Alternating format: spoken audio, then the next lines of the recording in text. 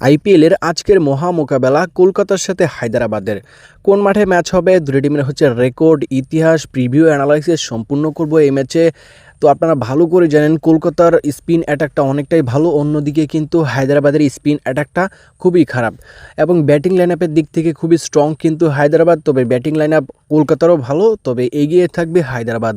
এইভাবে এই ম্যাচের অনেক অ্যানালাইসিস করব, কোন মাঠে ম্যাচ হবে, দুটি টিমের ইতিহাস, তার পাশাপাশি প্লেয়ারদের কি ফর্ম চলতেছে, এভরি ডিটেলস। ভিডিওতে লাইক করে চ্যানেলটিকে সাবস্ক্রাইব করে আমাদেরকে উৎসাহিত করতে পারেন, যাতে করে আমরা পরবর্তী ম্যাচের আইপিএলের অ্যানালাইসিসের ভিডিও এই চ্যানেলে দিতে পারি। কলকাতার ইডেন গার্ডেনে আজকের ম্যাচটি হবে, কলকাতার নাইট রাইডার্স টিমের হোম গ্রাউন্ড। এবং এখানে যদি আমরা দেখি গত সিজনে আইপিএলে 6টা ম্যাচ হয়েছিল, 6টা ম্যাচের মধ্যে হচ্ছে 4টা প্রথম ব্যাট, 2টা হচ্ছে পরে ব্যাট উইন করেছিল।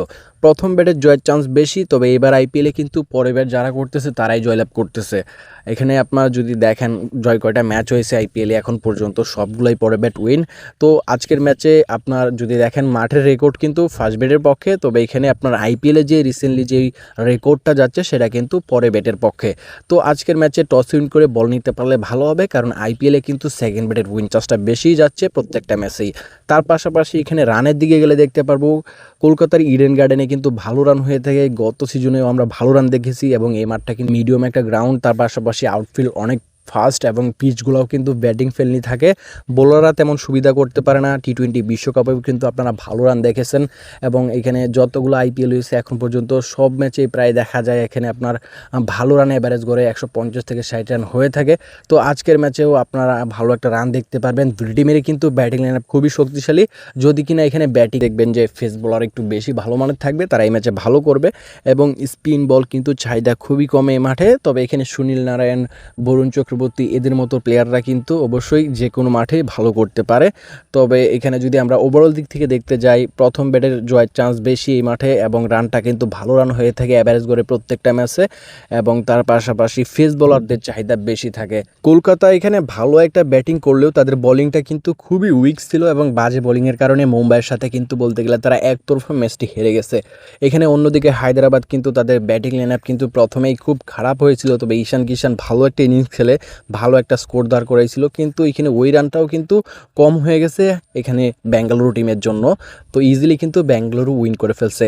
তো দুটি টিমেরই কিন্তু এখানে রিসেন্টলি ব্যাটিংটা যদি দেখেন মোটামুটি ভালোই গেছে। কলকাতার কিন্তু অনেকটাই ব্যাটিং লাইন ভালো করেছে, তবে বোলিংটা খুবই খারাপ ছিল, সেজন্যই কিন্তু দুটি টিমই ম্যাচ হারছে। বিশেষ করে কলকাতা রিসেন্টলি ম্যাচ কিন্তু দুটি টিমেরই খারাপ গেছে, এই ম্যাচ দিয়ে চাইবে কামব্যাক করতে।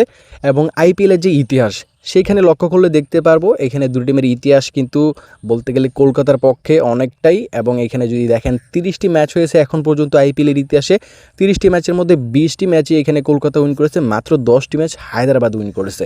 তো বুঝতেই পারতেছেন রেকর্ড এখানে কিন্তু আপনার কলকাতার খুবই ভয়ানক। কলকাতা যখনই ম্যাচ খেলে হায়দ্রাবাদের বিরুদ্ধে বেশি উইন করে থাকে, তাদের রেকর্ড কিন্তু অনেকটাই ভালো। কলকাতার হোম গ্রাউন্ডে আজকের ম্যাচ এবং পাবলিকের ডিমান্ড, অনলাইন রেট কিন্তু এখানে তাদের বেশি। তার পাশাপাশি এখানে আইপিএলের যে ইতিহাস রেকর্ড সেখানেও কিন্তু তাদের পাল্লাটা ভারী, তারা বেশি উইন করে থাকে হায়দ্রাবাদের বিরুদ্ধে। তো সব দিক থেকেই এখানে যদি দেখেন কলকাতা এগিয়ে থাকতেছে আজকের এই ম্যাচে। তবে আমার কাছে মনে হয় ভালো একটা লড়াই হবে। হায়দ্রাবাদের যে ব্যাটিং লাইন আপ সেটা যদি জ্বলে ওঠে তাহলে কিন্তু যে কোনো কিছুই সম্ভব। তো ভালো থাকবেন। এভাবে অ্যানালিসিস পাওয়ার জন্য চ্যানেলটিকে সাবস্ক্রাইব করে ভিডিওতে লাইক করে আমাদের পাশে থাকতে পারেন। সবসময় চেষ্টা করি আপনাদের এইভাবে অ্যানালাইসিসের ভিডিও এই চ্যানেলে দেওয়ার জন্য।